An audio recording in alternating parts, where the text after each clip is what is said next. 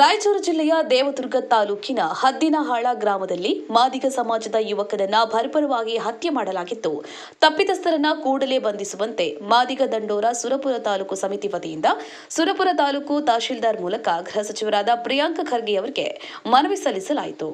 ಮಾದಿಗ ಸಮುದಾಯಕ್ಕೆ ಸೇರಿದ ಹಣಮಂತ ಎಂಬವರ ಮಗ ಭೂಮಾನಂದ ಎಂಬವರನ್ನ ಸಾರ್ವಜನಿಕ ಸ್ಥಳದಲ್ಲಿಯೇ ಲಾಂಗ್ ಹಾಗೂ ಮಚ್ಚಿನಿಂದ ಭೀಕರವಾಗಿ ಹಲ್ಲೆ ಮಾಡಿ ಕೊಲೆ ಮಾಡಲಾಗಿತ್ತು. ಆರೋಪಿಗಳನ್ನು ತಕ್ಷಣ ಬಂಧಿಸಿ ಗಡೀಪಾರು ಮಾಡಬೇಕು, ಇಲ್ಲವೇ ಗಲ್ಲು ಶಿಕ್ಷೆ ವಿಧಿಸಬೇಕು. ಮೃತರ ಕುಟುಂಬಕ್ಕೆ 50 ಲಕ್ಷ ರೂಪಾಯಿ ಪರಿಹಾರ, ಕುಟುಂಬದ ಸದಸ್ಯರಿಗೆ ಸರ್ಕಾರಿ ಉದ್ಯೋಗ, ಅಗತ್ಯ ಪೊಲೀಸ್ ರಕ್ಷಣೆಯನ್ನ ನೀಡಬೇಕು ಎಂದು ಮನವಿಯಲ್ಲಿ ಒತ್ತಾಯಿಸಲಾಗಿದೆ.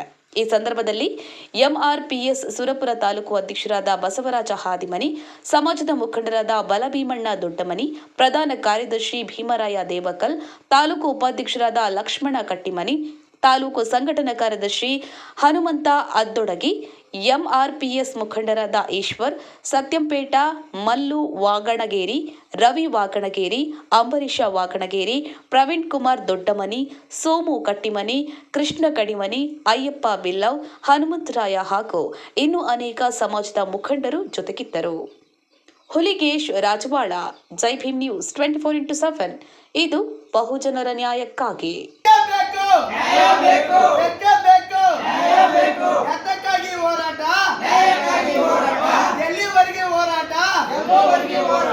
ಮಾದಿಗ ಸಮಾಜದ ಯುವಕ ಭೂಮಾನಂದ ಕೊಲೆ ಮಾಡಿದ ಆರೋಪಿಗಳನ್ನು ದಿನಾಲು ಕೇಳ್ತಾ ಇದ್ದೇವೆ. ಟಾರ್ಗೆಟ್ ಮಾಡಿ ಇಡೀ ಹಳ್ಳಿಗಳಲ್ಲಿ ನಿಂತಿರ್ಕಂಡ ರಾಜ್ಯ ಮಟ್ಟದಲ್ಲಿ ಮಾದಿಗ ಸಮಾಜದವರಿಗೆ ಟಾರ್ಗೆಟ್ ಮಾಡ್ತಾ ಇದ್ದಾರೆ ಬಂದ್ರೆ. ಏಕೆಂದರೆ ಈಗಿನ ಕಾಲದಲ್ಲಿ ಹಳ್ಳಿಗಳಲ್ಲಿ ಕುರುಬರು ಸಮಾಜ ಯಾವುದೇ ಗೌಡರು ಮುಖಂಡರು ಅವರದೇ ಒಂದು ದರ್ಪವನ್ನು ನೀಡಬೇಕಂತ ಈಗಿನ ಕಾನೂನವೇನು ಇಲ್ಲ. ಮಾದಿಗ ಸಮಾಜದವರು ಯಾರಾದರೂ ಯುವಕರು ಮುಂದೆ ಬಂದರೆ ಅಂಥವರನ್ನು ಆಡಗಲೇ ಕೊಲೆ ಮಾಡುತ್ತಾ ಇದ್ದಾರೆ ಅಂದರೆ ಅವರು ಎಂಥ ಒಂದು ಮೂರ್ಖರು ರೀ. ಸಮಾಜದಲ್ಲಿ ಜಾತಿ ಪದ್ಧತಿಯನ್ನು ಬಿಟ್ಟು ಮಾನವ ಕುಲವನ್ನಾಗಿ ನಡೆಯಿರಿ. ಬರೇ ಮಾದಿಗರು ಇವತ್ತಿನ ದಿನ ಯುವಕರು ಯಾವುದೇ ರಾಜಕೀಯದಲ್ಲಿ ಮುಂದಾದರೆ ಅವರನ್ನು ನಿರ್ಭಯವಿಲ್ಲದೆ ಕೊಲೆ ಮಾಡುತ್ತಿದ್ದೇವೆ.